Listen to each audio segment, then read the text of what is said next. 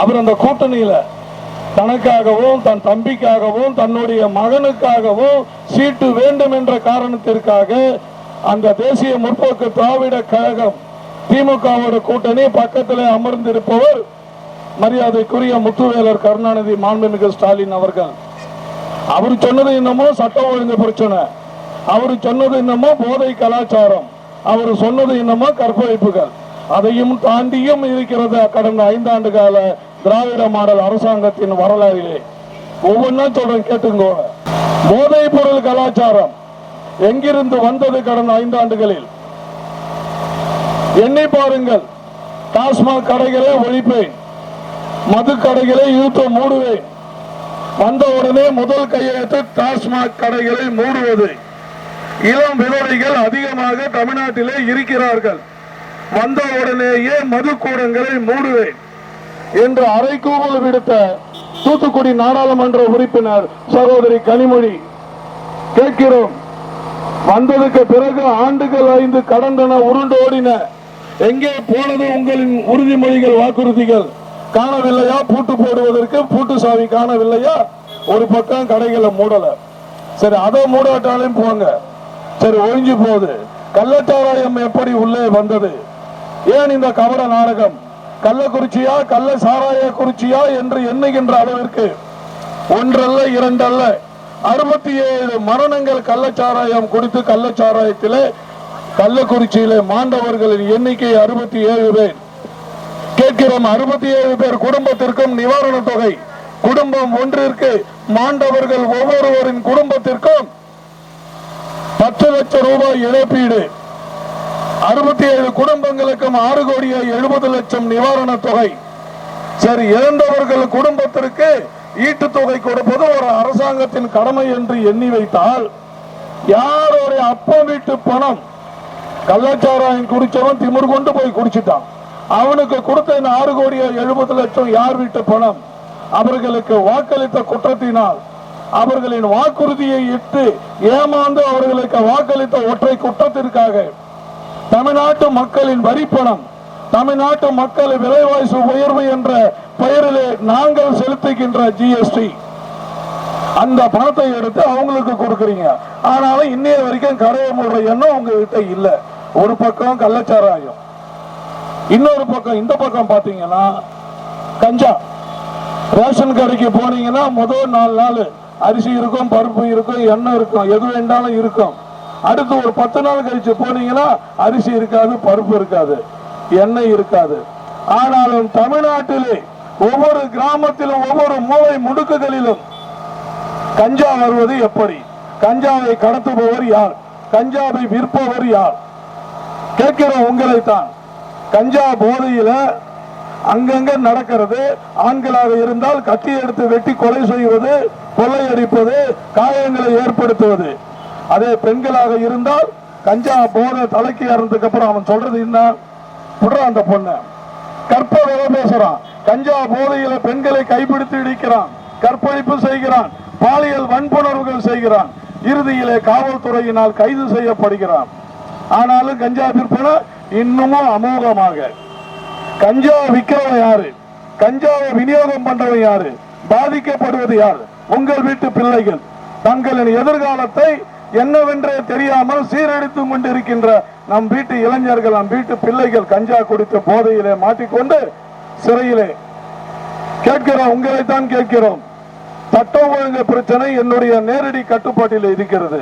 நாங்க சொல்லல, நாம் தமிழர் கட்சி சொல்லல, செந்தமிழ் சீமான் சொல்லல, இந்த கலசபாக்கம் சட்டப்பேரவை தொகுதியின் நாம் தமிழர் கட்சியின் வேட்பாளர் திருமதி சீதா சிவானந்தம் அவர்கள் சொல்லல, விவசாயி சின்னம் சொல்லல. சட்டம் ஒழுங்கு என்னுடைய நேரடி கட்டுப்பாட்டிலே இருக்கும் என்று சொன்னார் மாண்புமிகு ஐயா முத்துவேலர் கருணாநிதி ஸ்டாலின். சொன்னால் சட்டம் ஒழுங்கு, காவல்துறை என்னுடைய நேரடி கட்டுப்பாட்டிலே இருக்கும், இரும்பு கரம் கொன்று அடக்குவேன் என்று சொன்னார். எங்கே போனது உங்கள் இரும்பு கரம்? இருட்டிலே முடங்கி விட்டதா? இல்லை, அந்த இரும்பு கரத்தை கொண்டு அடக்குவதற்கு உங்கள் மனம் என்னவில்லையா? கேட்கிறோம். கஞ்சா மரணங்கள், கஞ்சா போதையிலே செய்கின்ற கற்பழிப்புகள், போதை கடத்தல் கும்பல் ஒரு பக்கம். அந்தாண்ட சட்டம் ஒழுங்கு பிரச்சனை சீர்கேடு இருந்து 5 வருஷத்துல இத்தனை பிரச்சனைகள். அங்க திருமதி பிரேமலதா விஜயகாந்த் சொன்னது மட்டும் நாங்க எடுத்து வச்சிருக்கிறோம். அதையும் தாண்டி ஊழல், லஞ்சம், அடாவடித்தனங்கள், அராஜகங்கள் அத்தனையும் திரும்பவும் அடுத்த 5 ஆண்டுகளுக்கு உங்களுக்கு வேண்டும் என்பதற்காக, உங்களை ஏமாற்றி வாக்குகளை பறிப்பதற்காக அதே திராவிடம், அதே திராவிட மாடல், அதே திராவிட மாடல் அரசாங்கம், அதே ஸ்டாலின், அதே கருணாநிதி ஸ்டாலின், அதே முத்துவேலர் கருணாநிதி ஸ்டாலின், அதே மாண்புமிகு முத்துவேலர் கருணாநிதி ஸ்டாலின், போதைப் பொருளை கடத்துகின்ற ஜாபர் சாதிக் ஒரே ஒரு இஸ்லாமியர், வெளிநாட்டுக்கு போதைப் பொருளை கடத்திய ஜாபர் சாதிக் இங்கே சுகாதாரத்துறை அமைச்சர் மாண்புமிகு சுப்பிரமணியத்தோடு ஒட்டி உறவாடுகிறார். இங்கே துணை முதல்வர் மாண்புமிகு உதயநிதி ஸ்டாலினோடு ஒட்டு உறவாடுகிறார் ஜாபர் சாதிக். வெளிநாட்டுக்கு போதைப் பொருள் கடத்துகிறார். கண்டுபிடிக்குது அமெரிக்க அரசாங்கம். சென்னையில வந்து கண்டுபிடிச்சது, கைது பண்ணிச்சு, புழல் சிறையில் அடைச்சிச்சு ஜாபர் சாதிக்க.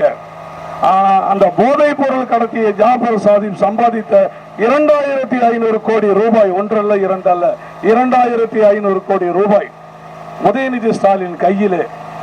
தப்பு செஞ்சவன் ஜெயிலுக்குள்ள இருக்கான். அவன் சம்பாதிச்சு கொடுத்த பணத்தை கையில வச்சுக்கிறது துணை முதலமைச்சராக இருக்கிறார். இன்னுமா ஏமாற வேண்டும்? ஏன் இந்த அவல நாடகம்?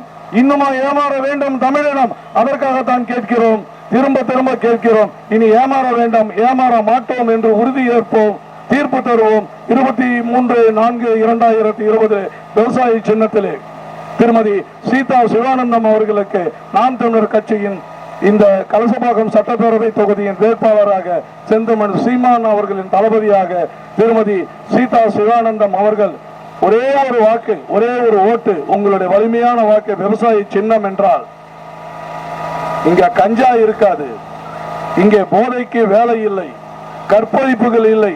பெண்ணை தொட்டவன் எந்த ஆணாக இருந்தாலும் சரி, அவன் திருமணம் ஆகாத ஆணாக இருந்தால் கைது செய்வோம், அவனை சிறையில் எடுப்போம், அடுத்ததாக ஒரு குண்டை போடுவோம்.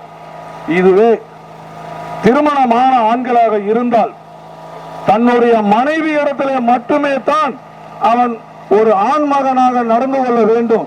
வெளியில வந்து என் வீட்டு பிள்ளைகளாக இருந்தாலும் சரி, உங்கள் வீட்டு பிள்ளைகளாக பெண் பிள்ளைகளாக இருந்தாலும் சரி, யார் வீட்டு பெண் பிள்ளைகளாக இருந்தாலும் சரி, பெண்ணை தொட்டவன் பாவத்தின் சம்பளம் மரணம் என்று இயேசு கிறிஸ்துவின் பைபிளிலே சொல்லப்பட்டிருக்கிறது. ஆனால் நாம் தமிழர் கட்சியிலே பாவத்தின் சம்பளம் மரணம் அல்ல, பாலியல் வன்புணர்வுகளுக்கு சம்பளம் மரணம் மட்டுமே. ஒரே தோட்டா முடிஞ்சு போச்சு. ஏன்னா காவல்துறை முதலமைச்சரின் நேரடி கட்டுப்பாட்டில் என்று சொல்லுகின்ற திராவிட மாடல் அரசாங்கம் போல நாங்கள் சொல்லவில்லை. காவல்துறை இயக்குனர் கையிலே சுதந்திரமாக காவல்துறை இருக்கும். சட்ட ஒழுங்கு பிரச்சனைகள் இருக்காது, குற்றவாளிகள் இல்லை, குற்றங்கள் இல்லை. அது போன்றது ஒரு ஆட்சி அடுத்த ஒரு 5 ஆண்டுகளுக்கு வேண்டும் என்று எண்ணுபவர்கள் திராவிட மாடல் நாயகன் முத்துவேலர் கருணாநிதி ஸ்டாலின் ஆகிய நான் ஏன் அழ வேண்டும், ஏன் கண்ணீர் விட வேண்டும்? உங்களைத்தான் கேட்கிறோம். ஏன்னா நீங்கள் ஏமாந்து ஓட்டு போட்டு 5 வருஷமா இப்ப திரும்பவும் ரெடி ஆயிட்டீங்க. சரி, ஒரு பக்கம் இவங்க கொடுக்கிற அட்டகாசம் தாங்கல, 8000 ரூபாய்க்கு கூப்பன் எதை வேண்டுமானாலும் வாங்கி கொள்ளலாம். ஃப்ரிட்ஜ் வேணுமா, மிக்சி வேணுமா, கிரைண்டர் வேண்டுமா, ஏர் கூலர் வேண்டுமா, ஏர் கண்டிஷனா, புல்லட் வேண்டுமா, எதை வேண்டுமானாலும் வாங்கிக் கொள்ளலாம் 8000 ரூபாய்க்கு.